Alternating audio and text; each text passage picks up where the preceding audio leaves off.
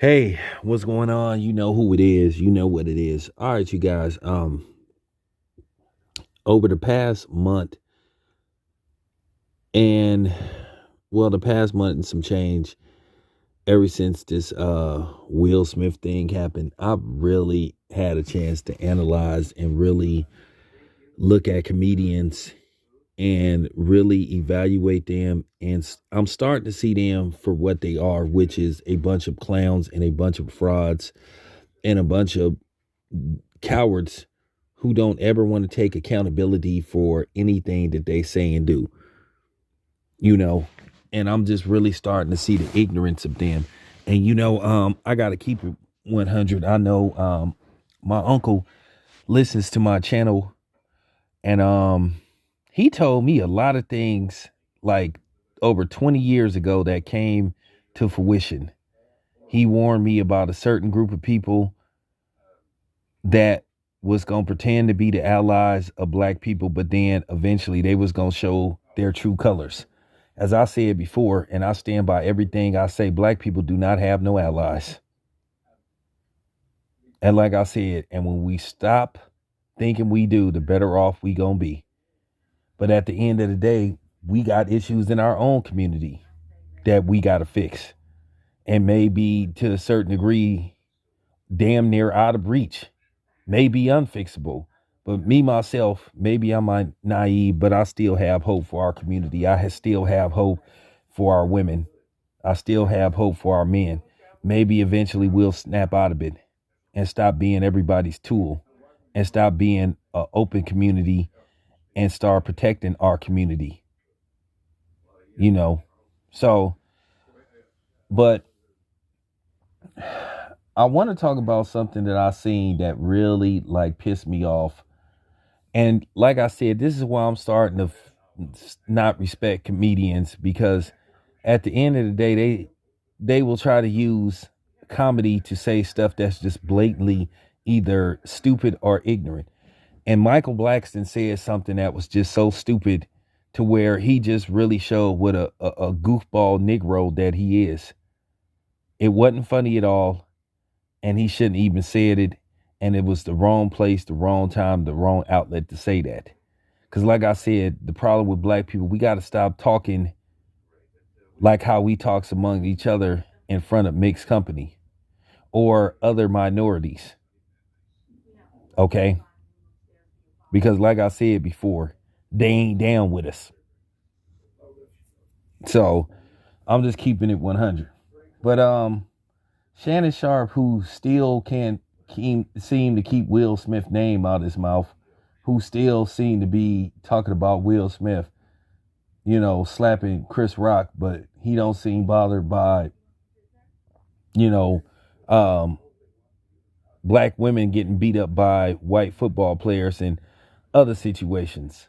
You know, um, I'm not worried about Shannon Sharpe apologists coming on here because, like I said before, I will run your ass off my motherfucking channel with the quickness. It's nothing to block you. And that's just real talk. So don't come on here thinking you're gonna be talking all slick like I'm your buddy at the bar or somebody you hanging out with. It's not gonna fly, not gonna work. Real talk.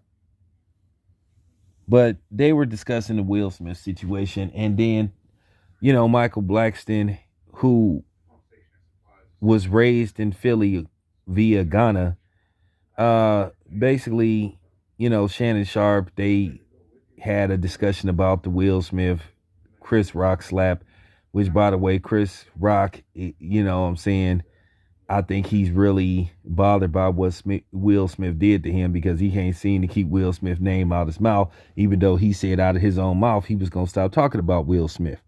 But he can't seem to keep Will Smith out of his mouth. But I'll get to Chris Rock probably this weekend. I'll talk about his bitch ass probably this weekend. You know what I'm saying? But I've seen this thing with comedians. I've noticed something about them. They really can dish it out, but they can't take it. And like I said before, they have this false sense of morale where they think okay, they have some kind of immunity or they have the free will to say and do whatever they want to say and think that nobody is supposed to respond to them. And then they want to holler about they comedians and stuff and all that stuff. So it's their job. No, it ain't their job.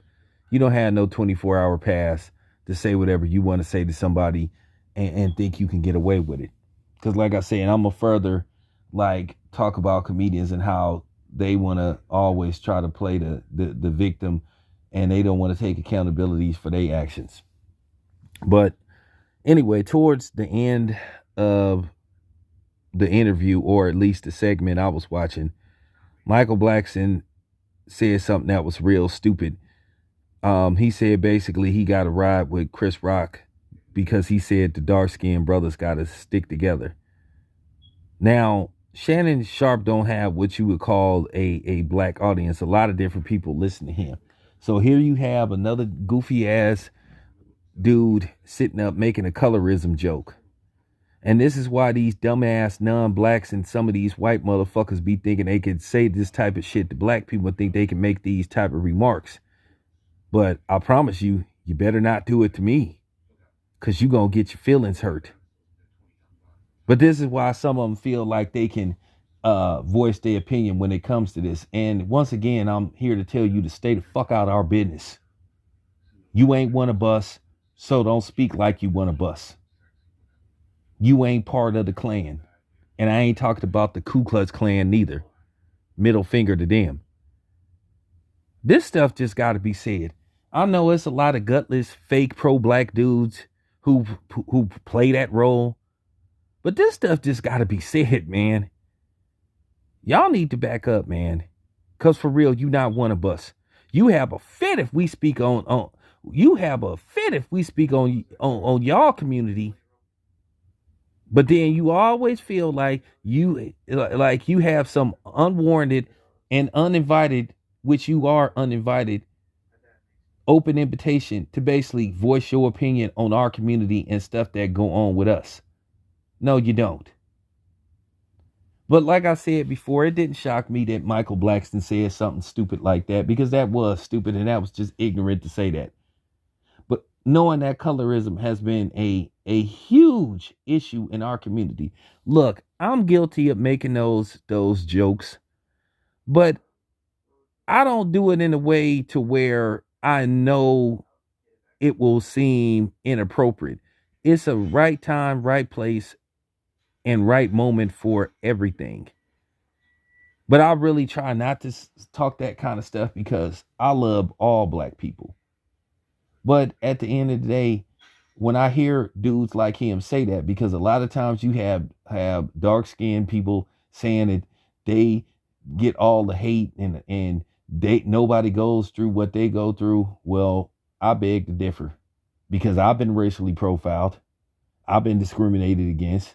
And for the people that see me, I'm what you call a light-skinned black man, but I'm not extremely light-skinned. Okay? I'm not high yellow, and I'm not a red bone. Me and Andre Ward is about the same complexion. Okay? So, but at the same time, all my life I've heard people make those kind of jokes. Okay? And I just want to let people know, light-skinned black people don't got it any easier than dark-skinned black people. Because like I say, we get racially profiled too. Okay? We get discriminated too. We get stereotyped too.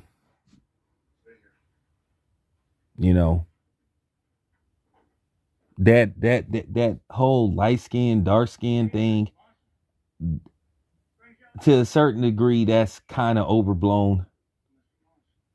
I mean, maybe in Hollywood they do it sometimes, but then at the end of the day, there's some roles that they only want dark-skinned people for. So, I don't really want to have this kind of discussion, but at the end of the day, well, then again, maybe we should, because that's the only way we gonna fix this situation, this distance that we have. Because like I said, I've heard this all my life. As far as the black women I've dated dark skinned black women. I've dated light skinned black women. I've dated high yellow black women, biracial black women. My son's mother happens to be a very dark skinned black woman, and nothing's wrong with that. So I'm just saying, you know, have I've had issues and had colorism complex. Uh, it varies. But here's the thing: I've never thought I was better than somebody because I might have lighter skin. But like I said before, you hear this kind of talk all the time. Now it's okay to say that every once in a while and be joking. It like I said, it just comes down to the moment. And I just feel Michael Blackston picked the wrong time to say something like that, especially in this climate. Because that's another thing that popped up about the whole Will Smith and Chris Rock situation. Colorism has nothing to do with this. What happened between those two. And and I was listening to I was watching a old podcast with what's that brother's name that be on the Breakfast Club? I can't even remember the dude's name. I'm drawing a blank. You know, what is that dude's name? Oh, DJ Envy. DJ Envy. Sorry, my bad. Draw a blank. But I was watching an old video where he basically put Jesus and Mero in their place for some comments they said about his wife. And of course you had these cornballs in the comment section talking this stuff about, yeah, light skinned brothers ain't tough.